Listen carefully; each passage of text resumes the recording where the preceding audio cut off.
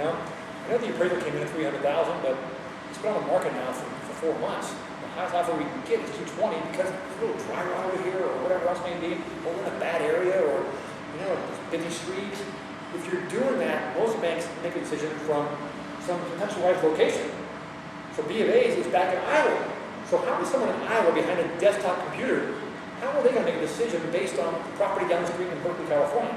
But if you're out here in the field, and you can actually go out and visit the property and see the neighborhood and have familiarity with the area, you can make a more educated decision, and you can justify, in some cases, taking a lower value than what the appraised value may come. And just a rule of thumb, too, is that most banks are going to take about 85% of the appraised value. And we can go lower than that, but a good rule of thumb is if you've got an offer coming in and 85% of appraised value is going to fly from the system.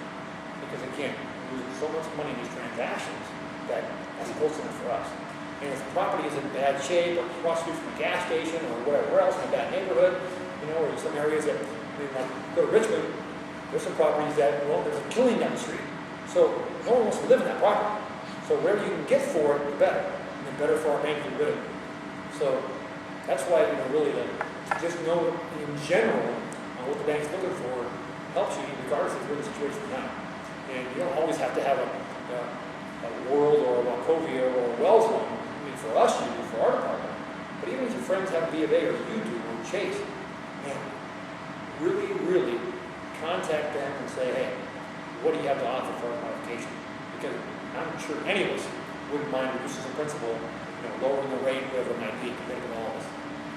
So, what kind of questions do you have? So as an investor, say you want to invest in these properties, you contact a real estate agent and they will contact you? Well, what happens if you want to invest in those, you would have to go on MLS to see, because unlike an REO, now if you want to invest in an REO property, it's real simple. We have a website. It's WB, like Wells Bank, REO.com. And it shows you all the different properties that they're there for investment. Now for the short sales, there is nothing like that because again, I'm not privy to the transaction. So on short sales, you just have to find out what the listing is in your area. Okay, so again, to make sure I understand you. So as an investor, if I'm interested in buying a short sale property, I contact a broker. You contact the listing agent, whoever is listing that property. Yeah. Yeah. Yeah. It's like a regular listing. Just know though, if you as an agent or somebody else that you know has done a BPO, for example, what's the value of this property? It's worth $260. Just know, as you the investor, that we're going to take about 85% of that value. So you don't have to come in the full amount. Is that true on the REO also? REO is a little lower. REO is lower. Because our properties, in most cases, the REO is in good shape. They try to force them out. And if we're forcing them out, very few clients are taking care of the property. Yeah. No, Robert, So that's what you can you do. said that. Form a real estate, you can form an LLC, form a real estate syndication, bring in investors and buy REO. Yes, plan to see. There's a lot of that going on. There's several investors right now. And there's agents that know the investors. So what's big right now is that the investor buys the property and keeps them in the property. Because the best clients or the best tenants sometimes are the ones already there because they already have kids in school. They don't want them. They have ownership too. Exactly. So you mean you keep them in as a renter? Yeah. So the They've done investor, the landscaping, they maintain it, they made improvements. exactly right. The investors are coming in, buying these properties at 85% from the dollar, for example, and a lot of times they even cash flow, and they're keeping these people in the property. It's very transparent for them.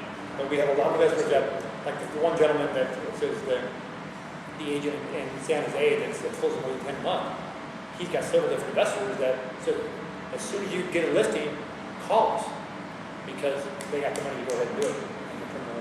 No, Robert, like you said, like you have like 48 agents doing 3 deals a month on average.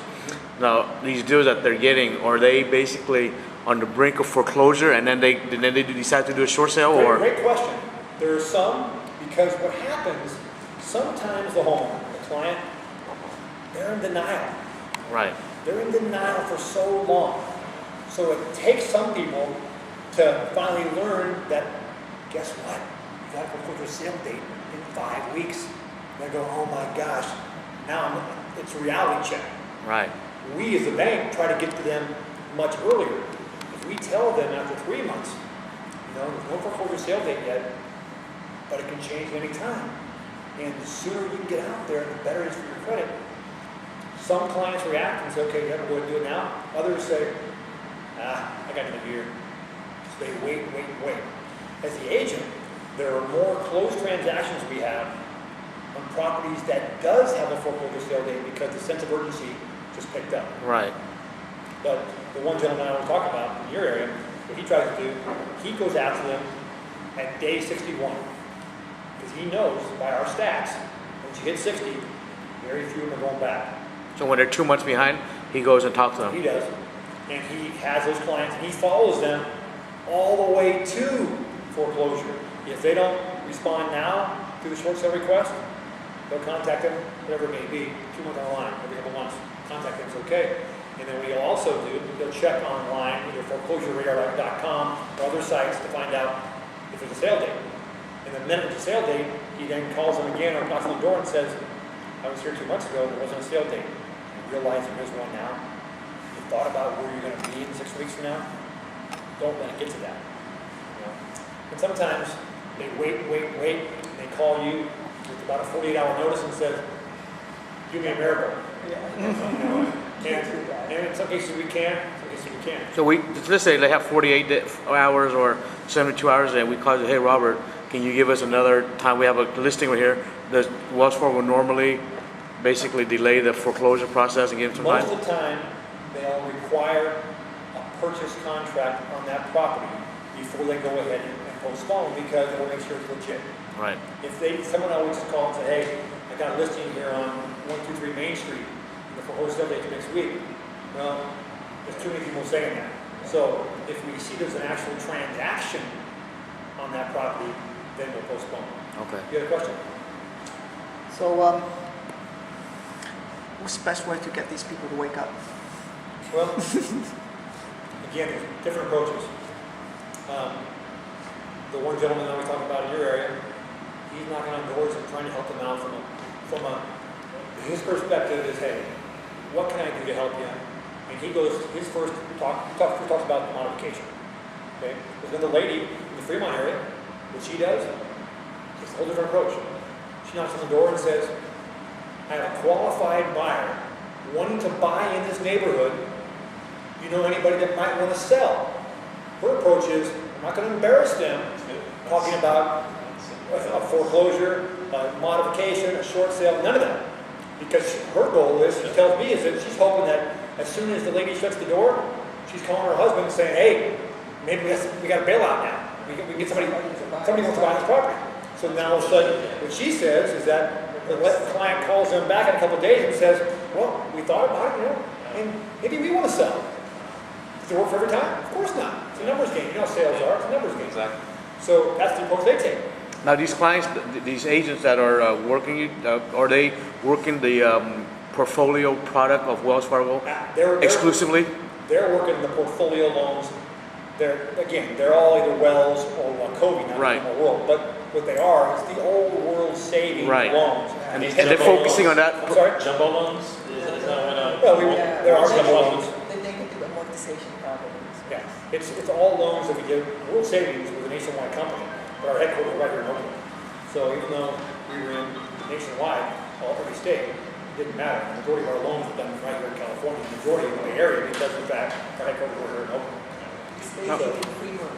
This is her first name, Gina. We have a top that's residential in Yeah. Fremont, Gina.